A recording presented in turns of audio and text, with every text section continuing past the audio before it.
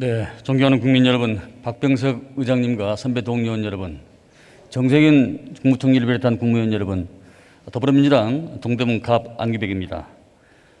본 질의에 앞서 최근 상황이 우려되어 몇 가지 짚고 넘어가자 합니다. 법무부 장관 아들 서씨 병역과 관련한 문제가 본질을 벗어나 이상한 방향으로 흘러가고 있는 듯합니다. 이 사안의 핵심은 휴가가 적법하게 허가되었는지, 통역병 선발에 부당함이 있었는지, 다시 말해서 권력에 의해서 공정의 가치가 침해받았는지가 저는 핵심이라고 생각을 합니다. 국방부 장관 나오십시오.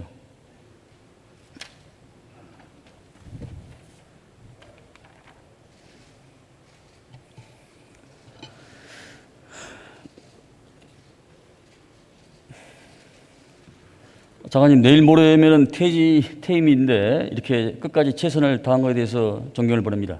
감사합니다. 네, 장관, 서 씨가 허가권자의 허가 없이 휴가를 받거나 연장하였습니까? 우리 국방부에서 지금 현재 확인한 그 사실대로 발표를 했었고, 면담 일지라든지 이 부대 운영 일지에 기록이 돼 있습니다. 그래서 승인권자의 허가를 받고 했다라고 보고 있고, 지금 현재 검찰에서 수사가 진행되고 있기 때문에 수사 결과를 지켜보면 될 것이라고 봅니다. 서 씨가 통역병에 선발되었거나 통역병 선발에 위법한 절차가 진행이 되었습니까? 통역병으로 선발 안 된 것은 잘 아실 것이고, 현재 아마 여기 계신 많은 의원님들께서도 군에 자녀들을 보내신 경험이 있을 건데, 지금 현재 우리 군은 투명하고 공정하고 합리적으로 모든 것들을 하기 때문에 그런 것들이 결코 통하지 않는 그런 시스템을 구축하고 있다고 말씀드리겠습니다. 네, 그렇습니다. 지금까지 확인한 사실에 따르면 불법이 발견되는커녕 누구나 접근이 가능한 민원실 절차를 문의하였고, 통역병 선발 규정은 추첨에 따라서 진행하는 등 우리 군의 건강함을 확인할 수 있었습니다. 그러나 이번 논란 역시 무리하게 정치 쟁점화되면서 사태 본질 자체가 흐려지고 양쪽 모두 진영으로 나누어 더시한 룰렛 게임을 하듯 의혹만 무성하게 찔러대고 있습니다. 야당과 일부 언론은 사건을 병역 프레임으로 몰고 가고 있지만 이는 지휘권 행사의 문제일 뿐입니다. 시대의 흐름에 따라 사람도 변하고 자연도 변하고 사람이 만든 법과 제도도 변한 것입니다. 80년대 군대의 군 외교와 90년대 군대의 군 외교, 2000년대 군의 여러 가지 법령과 외교가 저는 다를 것입니다.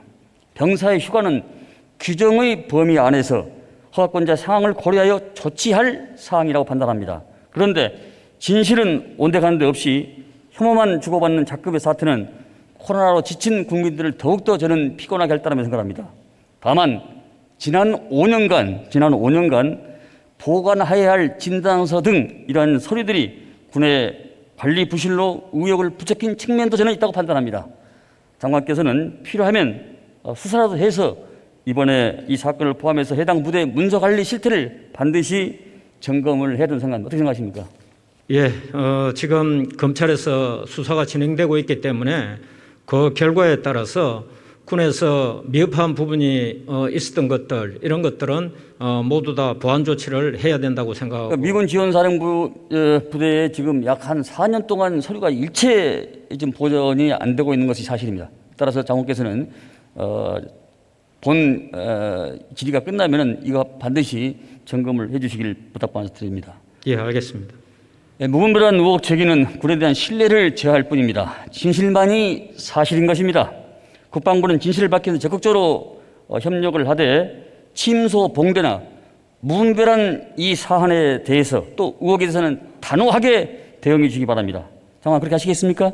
예, 국방부에서는 사실에 근거해서 말씀드릴 것이고, 모든 것들은 투명하게 공개하고 검찰 수사에 협조할 수 있도록 하겠습니다. 네, 들어가십시오. 본의원은 오늘 이 자리에서 오늘날 한반도 안보 정세를 평가하고 전작권 환수 준비 현황을 점검함으로써 문재인 정부 3년의 안보 정책을 점검하고자 하는 것입니다. 국무총리님 나오시기 바랍니다.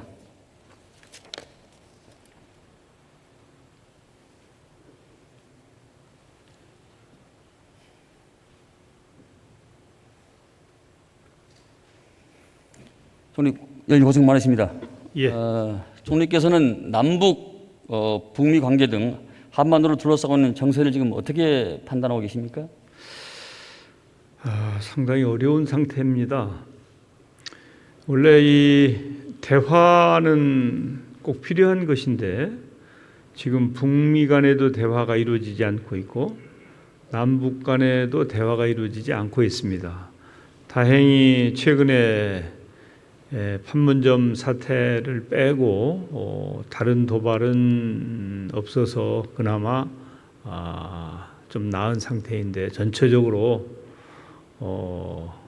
정말 관리를 잘 해 나가야 될 그런 시점이라고 생각합니다. 네, 어느 시점에서 어느 시점보다도 총리의 여러 가지 역할이 주목되는 시점이라 하겠습니다. 총리께서는 국제사회 대북 제재의 목표가 어디에 있다고 판단하십니까? 당연히 비핵화를 달성하고 전국적으로는 이제 평화를 유지하기 위한 것이라고 생각합니다. 네, 안보리 교류 결의 2397호는 대북 제재를 규정하면서도 금지되지 않는 활동을 제한해서는 안 된다. 목표를 위해서는 어떠한 조치도 면제할 수 있다고 분명히 하고 있습니다. 결국 대북 제재는 그 자체가 목표가 아니라 북한의 일탈 행위를 멈추는 데 그 목적이 있는 것입니다. 그리고 대화는 무엇보다도 평화의 중요한 수단입니다. 한국 전쟁 중에도 아이젠하워는 공산당과 대화해서 그 결과 70년 동안의 우리의 평화를 유지했고, 그 레이건은 소련을 악마의 제국이라고 얘기했지만은 동유럽을 개혁 개방의 길로 이끌어냈습니다.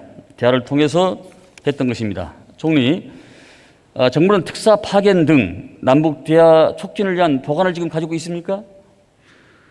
현재는 이제 특사를 생각하기가 쉽지 않은 상황입니다. 근데 우선 이제 코로나19 때문에 제가 아는 한은 그 북한은 거의 그 봉쇄를 하고 있는 상태여서 심지어는 정규 외교관들의 입출경도 쉽지 않은 상황인 것으로 보여져요. 그럼에도 불구하고 대화의 길이 있다면 대화를 해야 되겠지만은 현재 이제 우리 입장에서는 가능한 한 인도적인 지원이라든지 필요한 대화 노력을 하고 있는데 북한으로서는 그럴 입장이 안 되는 것으로 이렇게 파악하고 있습니다. 얼마 전에 이인영 장관께서 작은 교육부터 출발을 하자, 저는 상당히 의미가 있다고 생각을 합니다. 이 어려울 때일수록 서로 간에 상호 협력해서 대화를 풀면 저는 그 길에 바로 길이 있다고 생각하고, 역사 생각의 발상이 좀 중요한 시점이 아닌가라는 생각합니다. 비록 물론 지금은 교착 상태에 빠져 있습니다만은 남북 대화뿐만 아니라 북미, 남미, 북중러, 2자, 3자, 4자, 6자 등 다양한 채널을 가동해서 총리께서 얼마 전에 말씀하셨던 재난과 또 보건의료, 방역 이런 우리의 삶의 부분부터 시작해서 저는 큰 물꼬를 트면은 바로 그 길에 평화가 있고 대화가 있다고 생각합니다. 총님 들어가시겠습니다. 예. 말씀하십시오. 예, 최근에 또 북한에도 그 수해가 심하거든요. 그래서 사실은 이런 때에 북한이 수해와 관련해 가지고 남측이나 국제사회로부터의 도움을 받으면 그것도 참 좋을 것 같은데 그런 부분도 마음을 열어놓고 대화를 하거나 소통을 하는 것 같지는 않습니다.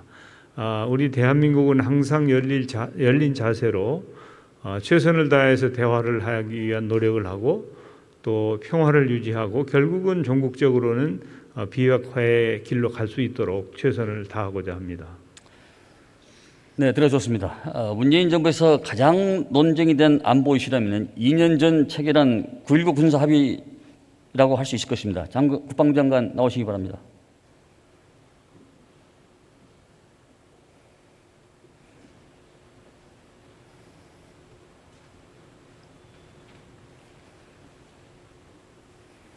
장관님, 9.19 군사 합의는 잘 준수되고 있습니까? 지금 현재 군사적인 긴장도라든지 특히 접촉 지역에서의 그런 긴장도는 많이 낮아졌다고 생각됩니다. 9.19 군사 합의 이후에 군사분 계선 5km 이내에서 북한의 포격 훈련이나 연대급 이상 야외 기동 훈련이 한 차례도 시도한 바 있습니까? 남북 간의 그런 부분은 지금 현재 잘 준수하고 있습니다. 해상 안충 구역 내에서 NLL을 월수단하거나 침범한 사례 있습니까? 뭐 침범이라기보다는 18년도에는 항법착오라든지 기관 고장 이런 것으로 한 3회 정도, 그리고 그러니까 고의적으로 있었냐 그런 얘기죠.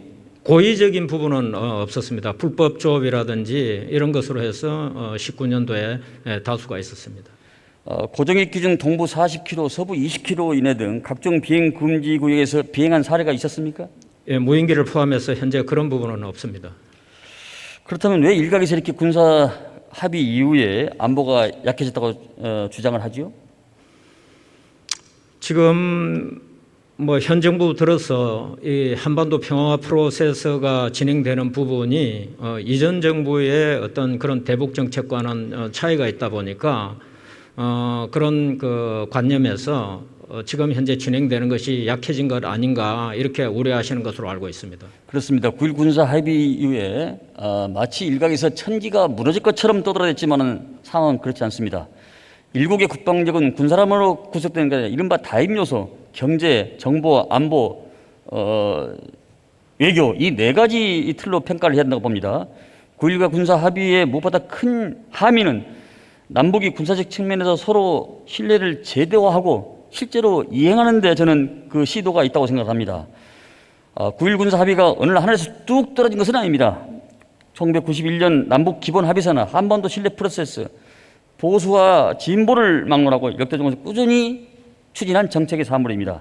잠깐 9.19 군사 합의와 91년 군비통제계획서, 2011년도 남북 군비통제 추진 계획에 이르기까지 우리 군의 정책 기조가 벗어난 내용이 있습니까? 예, 지금 의원님께서 말씀하신 대로 과거의 어떤 그런 정책들, 개념들 이런 것들이 다 기본 계획으로 수립이 되어 있었습니다. 다만 그것을 실행으로 옮기지는 못했고 계획상으로 존재해오던 이런 부분들을 현 정부 들어서는 실행에 옮긴 것이다. 저는 그렇게 보고 있습니다. 네, 정확하다고 생각합니다.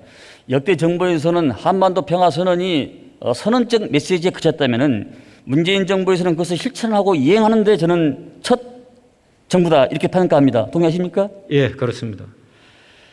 자, 남북 간의 군사적 신뢰 제고 전제는 평화를 뒷받침할 수 있는 강한 힘을 갖는 것입니다. 그것은 바로 핵심은 전작권 환수에 있습니다. 장관, 전작권 환수를 위해서 무엇이 남아있는 거죠? 지금 현재 전작권 전환 업무는 잘 아시겠지만 조건에 기초한 전작권 전환입니다. 그래서 조건 1, 2, 3 세 가지 조건이 있고 그 조건 안에 또 우리가 이 한미 연합 그 작전 수행 능력을 검증하는 IOC 그다음에 FOC, FMC라고 하는 세 단계의 그 검증 과정을 거쳐서 하게끔 돼 있기 때문에 그런 것들을 현재 정상적으로 진행 중에 있고 조건 평가는 해마다 그것을 한미 간에 평가를 해서 10월이나 11월 이때 있는 한미 연례 안보 협의회 그래서 한미 국방당국 간에 하는 SCM에서 그것을 평가를 하고 승인을 하게끔 되어 있습니다. 그리고 잘 아시는 대로 이 작전 수행 능력과 관계된 검증은 우리가 연합 연습이나 훈련을 통해서 검증하게 되어 있는데 금년도에는 아쉽게도 후반기 훈련 때 이 FOC 자체를 정상적으로 계획하지를 못했고 일부분만 수행을 하고 차질을 좀 빚은 부분이 있습니다. FOC를 금년에 코로나 때문에 못했다면은 역발상의 자세로서 FOC하고 FMC를 동시에 한 해에 추진하는 방법도 있지 않습니까? 네, 다양한 뭐 그런 조정 방식이 있는데 그 부분은 한미 간의 합의가 아직 이루어지지 않은 부분이고 아직 그런 제의도 하지 않은 상황이기 때문에 제가 이 자리에서 말씀드릴 수는 없다. 자, 저는 지금까지 국방위원장과 국방위를 오래 하면서 장관의 그 말씀을 100% 믿어왔는데 지난 10일 날 CSIS 미 국제전략문제연구소에서 화상에 있어 로버트 에브레함 사령관이 이상한 얘기를 하게 됩니다. 정리하면 이렇습니다. 전작권 전환에 세 가지 조건이 있다. 첫째, 둘째, 전작권 전환의 조건에 연합방위 주도를 위해서 필요한 한국군 핵심 능력 하부에는 26가지가 있다. 셋째, 미래연합사는 26개 과제 중 하나다. 넷째, IOC, FOC, FMC 미래연합사 지휘 능력을 검증하는 절차다라는 것입니다. 우리는 지금까지 마치 미래연합사만 창설하면 그러니까 IOC, FOC, FMC를 검증이 완료하면 금방이라도 전작권을 환수할 것처럼 이렇게 이야기해 왔는데 작년 7월 달에 장관도 이 자리에서 저한테 그렇게 했습니다. IOC 평가되면 될거라. 이뿐이 아닙니다. 6월 29일 날 국방부에서 자료를 보면은 전작권 전환을 위해서 한미 연합 평가는 IOC, FOC, FMC 세 단계로 이동이라고 분명히 쓰여 있습니다. 장관, 그렇다면 FOC를 FMC를 완수하면 전작권이 환수되는 겁니까? 한미 간에 합의됐습니까? 그 부분에 대해서는 제가 조금 자세하게 설명을 드리겠습니다. 네. 기본적으로 조건 충족은 조건 1이 우리 한국군이 이 한미 연합 군을 지휘할 수 있는 그런 작전 통제 수행할 수 있는 핵심 군사 능력을 갖추는 것입니다.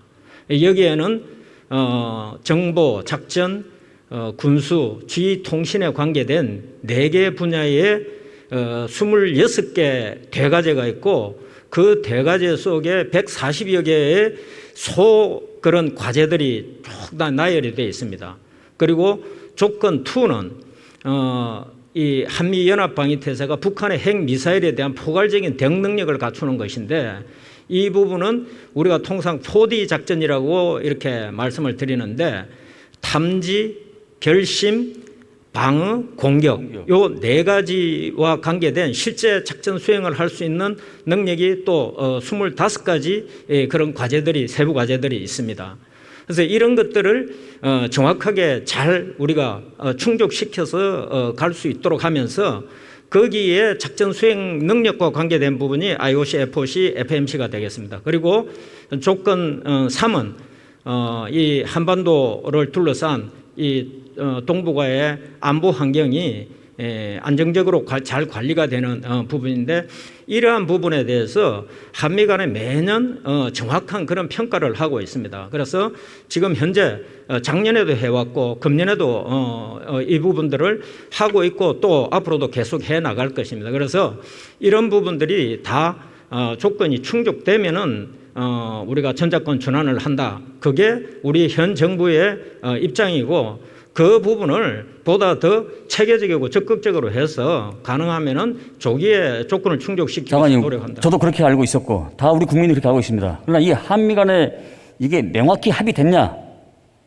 이 말씀을 지금 묻는 겁니다. 예, 한미 간에는 지금 현재 이 조건 충족 이 전작권 전환에 대한 기본 계획이 돼 있고 그것이 그대로 유효합니다. 그러면 왜 한 일주일 전에 로버트 에브라임 사령관께서 많은 진전이 있었지만 아직 갈 길이 멀다 이런 메시지를 내놨지요? 예, 사실 군사력 건설이라고 하는 부분은 하루아침에 우리가 뭐 거기 국방 예산을 투입된다고 해서 되는 것이 아니라 연구개발해서 우리가 도입을 해야 될 부분도 있고 또 해외에서 구매하는데 그런 부분들이 연도가 이렇게 다 전력화되는 시기가 다 조금 상이한 부분이 있습니다. 다만 조건 충족 이 전작권 전환 기본 계획을 우리가 한미 간에 합의를 하면서 우리 한국에서 지속적으로 군사력을 건설해 가면서 우리가 충족할 수 없는 부분 그런 것들은 미국에서 보안 전력으로 보완을 해주는 부분 그리고 예를 들어서 핵과 관련된 이런 핵 우산 정책과 관련된 부분은 우리 한국이 할 수 없는 부분은 미국에서 지속적으로 그것은 지원을 해주겠다고 하는 이런 계획들이 다 있습니다. 그래서 그런 부분들을 우리가 한미 간에 앞으로 계속해서 잘 협의를 해서 노력을 하면은 그런 부분들은 큰 문제가 없을 부분이라고 저는 보고 있습니다.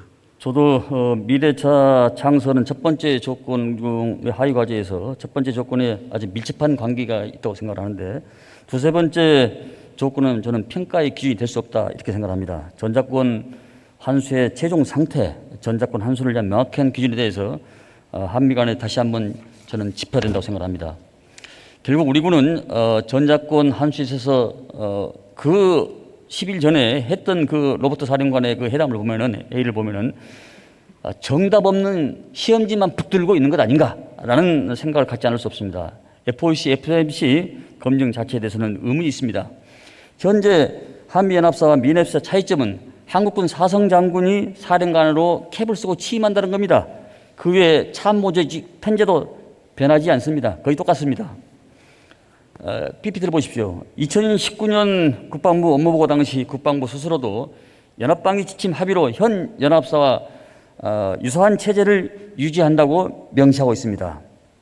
장관, 한미연합사가 미래 연합사가 현 한미연합사와 유사하다면 그동안 수십 년 동안 한미동맹을 통해서 검증되고 해왔지 않습니까? 현 체제를 개성하는 미래사회 창설 부대에 적응하는 IOC, FOC, FOMC를 굳이 검증 절차를 하는 것은 자기 모순이고 자가당착 아닙니까? 어떻게 생각하십니까? 예, 그러니까 우리가 전작권 전환 계획이 최초의 계획할 때는 한미연합사를 해체하고 한국 주도 미측에서 지원하는 이런 개념이었습니다. 그러다가 중간에 다시 개념이 바뀌어 가지고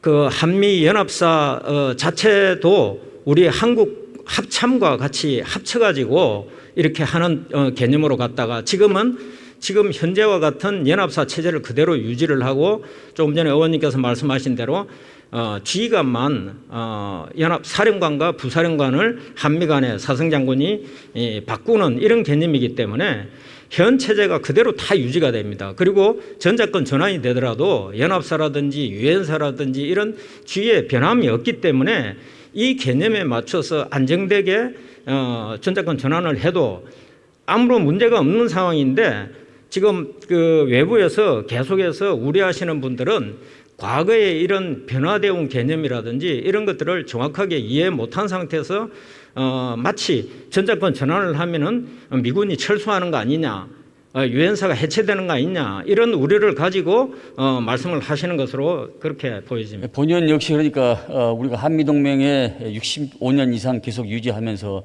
IOC, FOMC 또 여러 가지 그 한미동맹의 여러 가지 검증 절차를 거쳤기 때문에 굳이 안 해도 우리가 이미 다 속달되어 있고 거기에 대한 절차가 끝나지 않았냐 이런 이야기입니다. 평시작전권이 93년 이후에 약 30여 년의 시간이 흘렀고 2006년도 전작권 한수 합의 이후에 15년이 흘렀습니다. 아직까지도 우리가 지금 그 한수한 그 여러 가지 여건을 먹고 자는 상당히 가슴 아프고 2013년에도 합참에서 저한테 61% 이상의 진척을 보고 있다라는 얘기를 했습니다. 장관 이제 전작권 준비가 환수할 준비가 100% 되어 있다 이렇게 당당하게 이야기할 때가 되지 않았습니까? 예, 뭐 저는 정말 그 체계적이고 적극적으로 또 이전 정부에서 했던 그런 합의지만 한미 간에 합의가 된 것이기 때문에 합의 정신을 존중하면서 이런 부분들이 잘 진행될 수 있도록 그동안에 최선을 다해서 노력을 해왔습니다. 10수년간 전작권 전환 나올 때마다 한숨이 나옵니다. 2006년 베일 주한미군 사령관은 한국군은 지금 당장이라도 독자적으로 그들의 나라를 성공적으로 방어할 능력이 돼 있다 이렇게 평가한 거 기억나시죠? 네. 대체 우리 군이 무엇이 부족하기에 100% 준비가 다 되어도 당당하니 못 되었다고 하는지 잘 모르겠습니다. 전작권 한수는 조건보다는 의지의 문제입니다. 전작권 한수에 있어서 우리 군의 역량을 높일 수 있는 여러 가지 창의적 저는 방법이 고민해야 될 시점이라고 생각합니다. 장관, 이제 곧 물러나가시는데 그동안 책임국방 안성을 위해서 또 전작권 준비를 위해서 너무도 고생 많이 하셨습니다. 수십 년 동안 지연된 전작권 한수가 후배들이 잘 마무리할 수 있도록 많이 지도해 주시기 바랍니다. 예, 그렇게 하겠습니다. 고생하셨습니다. 들어가십시오. 들어가십시오. 감사합니다. 예. 평화와 번영의 한반도 목표로 강한 안보 책임 국방을 위해 불철주야 달려온 우리 국군 장병 여러분께 깊은 신뢰와 존경의 말씀을 전합니다. 감사합니다.